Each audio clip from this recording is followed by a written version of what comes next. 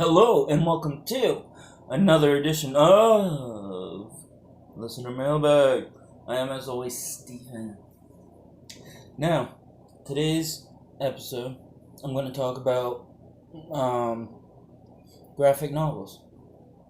Who doesn't love a graphic novel? Reading a story art from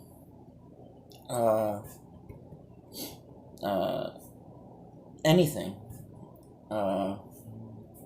in one setting.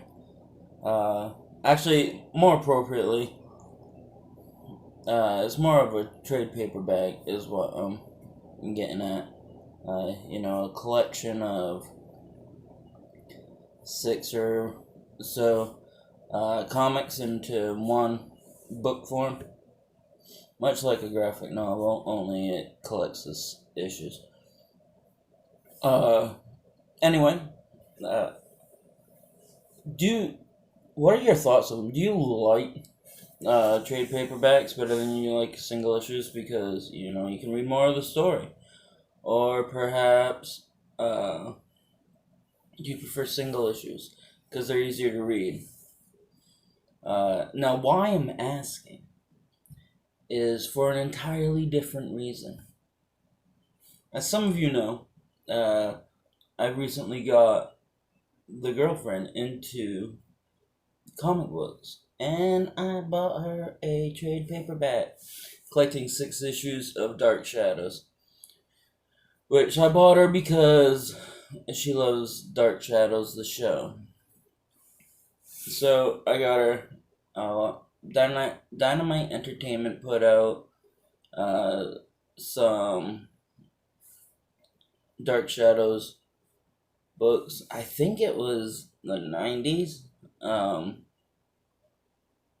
But I got her, I think it's called The Beginner Years or something like that. It's how Barnabas turns into a vampire. Spoilers. So I got it for her, and she was flipping through it the day we got it. And I was watching her slowly being driven crazy because she was like flipping it, and the glue that holds the cover to the pages started coming off. I was like, whoa, you're being a little harsh, my friend. She's like, what? And she wasn't really doing anything. She reads magazines. That's how she treats magazines. That's how most people treat magazines. You just fucking open it and read it. And like I said, this is her first foray into the trade paperbacks. But it was okay. I figured it'd be an easy fix because it's not like she's collecting for money. She's getting stuff, or I'm getting her stuff that she would like to read until I transition her into different shit. But I figured a little bit of glue would put the binding back on. Fast forward to this past weekend. She read it. She loved the book. And she posted on Facebook she loved it and all that shit. I get home. She opens it up. The cover is just about off the book because I don't think there's any glue left attached from the spine to the pages. I'm not gonna lie. I was miffed. But, like I was saying in the collector series, it was a few months ago. It's your collection. Treat it how you want. Do what you want to it. Who cares what other people say? And she is known for not giving a shit about what other people say. So I was like, whoa, man, what? She was like, I wanted to enjoy reading it, which I understand. So she just put the comic down and read it. But it stirred something up in my head that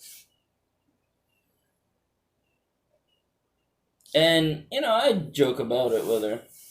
And Matt we might be publishing a video with Matt showing the proper technique of reading a trade paperback or a graphic novel without damaging the spine, which she said she was gonna watch because she wants to be able to treat the things better, which I commend her for. So yeah, how do you treat trade paperbacks? Are you just like, fuck it, read it, whatever happens, happens? Or are you like me? Do you like gently caress that thing? Because like most of my books, at least the ones I haven't bought used, books, trade paperbacks, anything, sometimes you are hard pressed to see a crack in the spine or knowing that they have even been read because that shit infuriates me. Anyway, how do you treat your trade paperbacks? Do you bag and board them? I know some people do. Do you take in just fucking? Are you like whatever? Who cares? Because I know some people get the trade paperbacks to read, and they'll read through it like all the time, and get like the single issues for collecting, as in, put to the side for investment or whatever. But trade paperback's easier because like you can get the whole story arc in one setting, and if in that story arc, let's say, like Dark Shadows, it collects the first 6 issues of the series, and so it's a story arc of Barnabas becoming a vampire. Let's say I decided to buy her the run. I'm not sure how much these go for, but let's just say 1 and 2 are still cover price, so it's like what, $3, $4. And issue 3 was like, I don't know, something happened in it, made it a key issue. Perhaps that's when he got. I don't even know how Barnabas became a thing.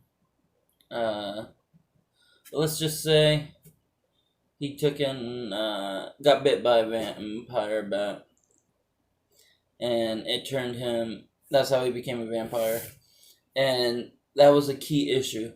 So, say it's highly sought after from collectors, and that one issue ended up being like $125. Ooh, buying that run would be substantially more difficult. Whereas you can pay $15-$16 for the story art, you've just upped the price of the single issue art. What, $125? Say the other $5 or $5. You're looking at like $175. No, $150. Forgot how much I said the first one was worth. For a run of 6. So it's cheaper in the long run. And so yeah, look, I might continue going on the trade paperbacks. I started this just because I was miffed a little bit. But and it gave me something to talk about on Listener Mailbag. But we might continue. I don't think I have a lot of hardcovers, so I won't delve into that. But maybe I will take and talk about a few graphic novels, which I like. For example, Cherry Blackbird by Joseph Schmalke is good. Aggregate by Mr. Ben Bishop, also good. There's a few others. I have the Batman's Cacophony, which I have not read yet. Kevin Smith did it. My sister bought it for me for Christmas like a few years ago, which I wanted, and I just haven't read it. Anyway, yeah. So until next time, I will see you later. And don't forget to check out the gameplay series. We had to switch from Minecraft for a little bit, but there's still a gameplay video going up every Monday. And Fridays, this Friday, episode 2 of Comic Corner. Check it out.